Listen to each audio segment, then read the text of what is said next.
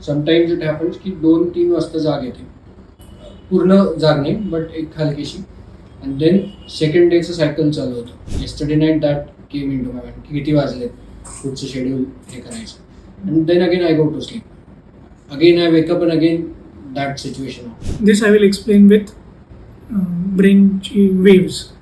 तर आपण जेव्हा जागी असतो आणि आपण बोलत असतो आणि आपण जर का ब्रेनची वेव्सची स्टडी केली तर normal brain waves beta waves असतात. तोच जेव्हा व्यक्ती डोळे मिटतो तेव्हा त्याची थॉट प्रोसेसमध्ये सर्टन चेंजेस येतात, आपण अनेक गोष्टी विचार करायला लागतो आणि त्याला म्हणतात अल्फा वेव्स.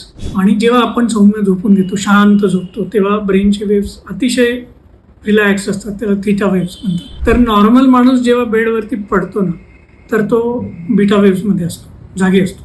त्याच्यानंतर त्याने डोळे मिटले की त्याला अनेक गोष्टीचे थॉट्स यायला लागतात. So he goes into beta waves आणि finally he sleeps theta wave. ही बीटा अल्फा थीटा हे जे सायकल आहे प्रत्येक व्यक्तीसाठी कॉमन आहे, पण ड्युरेशन्स वेगळं आहे. नॉर्मल व्यक्ती बीटा अल्फा थीटा 1.5 तासाची सायकल असते.